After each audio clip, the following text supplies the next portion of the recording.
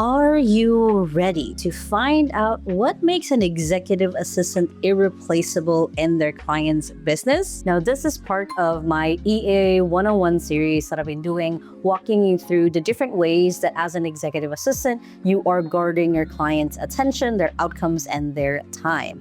And a lot of these were kind of a little bit more on the glamorous or the things you would usually hear of managing a client's calendar, their email, their social media, their project management. And honestly, a lot of these tasks are going to slowly be replaced by AI.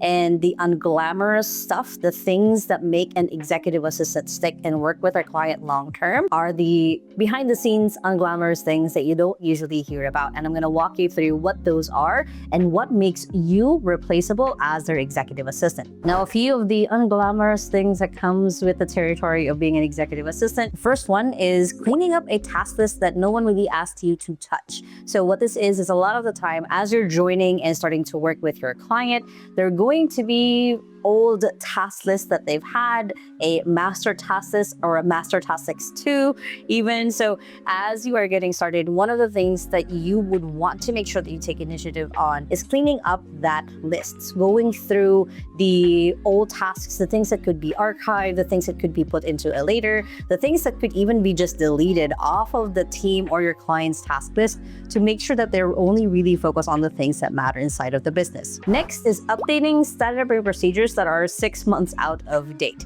So a lot of the time, your client might have a few SOPs or standard operating procedures that they already have inside of the business that aren't getting used because one, no one knows what it is, and two, it's not up to date. So for you as an executive assistant, again, these are things that if an AI can do, but the AI yet doesn't have the insight or being just the proactive mindset, basically, of doing it first before, being asked to do something. So reviewing a client's SOPs, making sure that they're up to date, and then creating your own versions of it as well, and making sure that the older versions are still captured somewhere and archived, and making sure that it's easy to find so people actually use it are going to be one of the ways you can make yourself irreplaceable. Another not so glamorous one is chasing down people, your team members, the other people on the admin team or leadership team for things that the boss needs or your client needs. So this could be making sure that, hey, Bob said that he was going to finish this report by Tuesday. It's already Wednesday.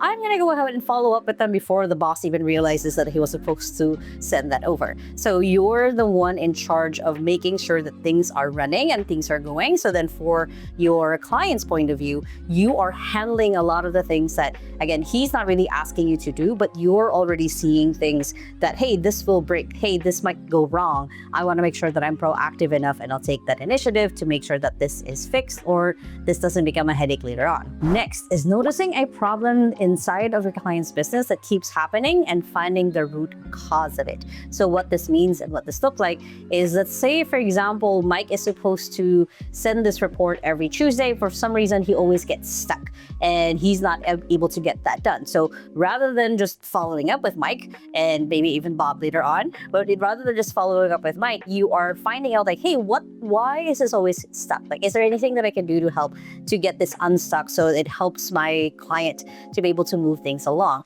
And then you find out actually it's because Mike has been just doing a lot of things manually that you can automate, or that you can have a suggestion on a new tool or a process that they can do to make that part a little bit easier. So whatever that looks like, it's starting to find the patterns and the problems that your client usually faces within the business, and then finding out the root cause of it, and then going ahead and solving it. These are the things that, yes, you will need some experience as an executive assistant to be confident enough to execute on them. But as a newbie or as a person who's new to your client's business, you have a different lens basically of seeing things, of like seeing the problems and the patterns as they go, versus for your client or the teammates or basically other people who've worked there before probably just accepted it as a normal, even though there is a fix to be able to get out of it. Another thing that you can do to be a little bit more irreplaceable is following up on things that didn't really have a date, but it was just a nice to do later on. So keeping up a list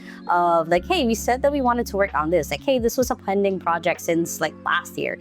Like, do we want to move this forward, or do we want to just keep this in archive for now? When you're doing this, when you're just following up on things that were said in passing, you're making sure that they're not just recreating something that's already been done or something that was already talked about, because you have a log, you have some sort of database for yourself that you're keeping in mind all of this. So when it does pop up, like, oh yeah, whatever happened to this? You're like, oh, we made a decision here. This has actually just been pending for the longest time. Or, hey, this has been pending for the longest time. Let's move it forward. Whatever that looks like, depending on the dynamic and the work that your client does, that's one of the ways that you can be irreplaceable. Another way is having to make sure that nothing falls through the cracks between different platforms. So let's say that your client is using Gmail, Notion, Google Spreadsheet, and they're also using another app for a CRM.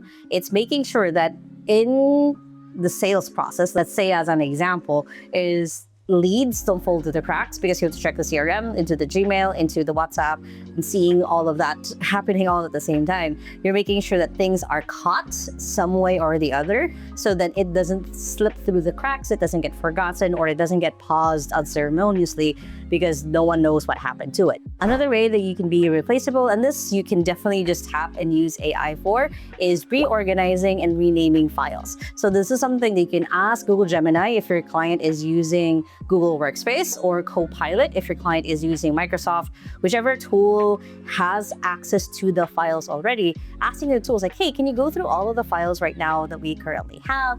And what are the things that are out of date? What are the things that needs to be renamed? Or are things that kind of been put into one folder that shouldn't be there? So you are using AI and you're still checking it as the human to make sure that actually you file it in the right place, but you're making sure that nothing, again, falls through the cracks, nothing is forgotten, and things that are out of date are archived or deleted as needed. And finally, flagging problems before they become problems. Again, you are finding these patterns, finding these things that does happen, and you're starting to see like, oh, I know when we don't send this over, this becomes a problem later on. I know that this doesn't complete it on time, this becomes a problem later on. So it's finding, again, that root cause of how things, how bad things keep happening, and then how to prevent them, and then calling them out before they even happen. Now, why do these things make you irreplaceable other than what I've already said? One is there's no deadline typically for these tasks, so most people skip them, or again, most people just accept this as the norm. Another reason why a lot of these tasks make you irreplaceable